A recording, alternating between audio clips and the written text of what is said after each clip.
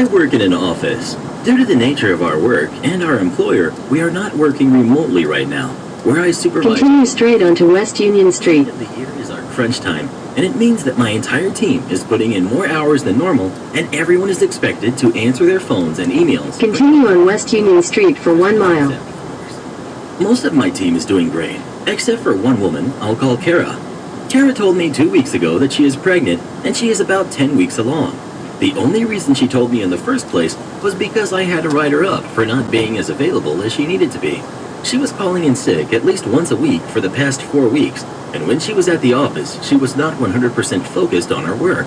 She explained that she has severe morning sickness and that she's been vomiting multiple times per day, and some days she needed to take off. I agreed to work with her and told her that she can come in later and stay later if she needs to get around the morning sickness, but she apparently is sick all day. I made other concessions too. I am allowing time off for doctor's appointments and allowing her to take more frequent breaks throughout the day. Apparently she can no longer eat a regular lunch and must eat multiple times during the day. This all seemed perfectly reasonable to me as long as she held up her part of the bargain and maintained her productivity during this stressful time.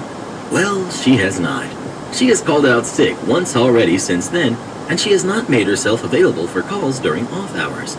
My other staff is staying at the office until 8 or 9 in the evening, but Kara is out by 6 and apparently goes straight to sleep when she gets home and keeps her phone muted during that time. We have had to scramble to cover for her. Her work quality has also... In a quarter mile, keep left to continue on Florida 115 South. Follow signs for Sports Complex, Matthews Bridge. And relayed my concerns.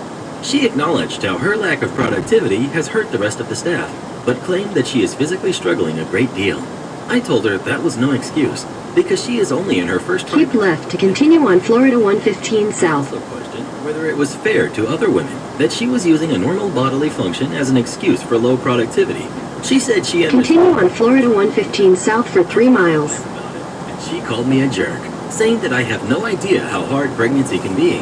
I just think it is unfair for an entire staff to pick up someone's slack because they made a personal decision to become pregnant.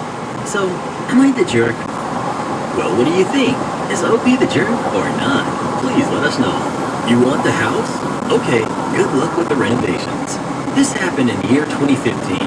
My grandmother on my father's side passed in 2007, bless her soul. She owned a house and a lot, a bungalow type near the sea. This house wasn't paid in full, and there's still a remaining balance of $5,200 US. This is already big money for us. Because my father is the only son, his older sisters agreed he should get the house. There was no will, but he should pay the remaining balance. We lived there and renovated the house. My father did almost 75% of the work. He added 2 bathrooms, a ceiling, furniture, another bathroom, tiled the floors, kitchen sink, and septic tank. No drainage system on that location. Basically, we received the In 2 miles, take the exit toward Arlington Expressway Service Road. There were so many excuses. 2016 comes. His nephew, a retired commander, visited my parents and told my father that he wants to add a 2nd floor so he and his wife could live there also. My father didn't agree, and he called his older sister to see if they would want that to happen. They just said that they didn't want to get involved. His nephew showed him that he already had the title of the house. Don't know how he got it. Maybe he used his political background. I'm not sure. My father was furious. He called me and told me what happened.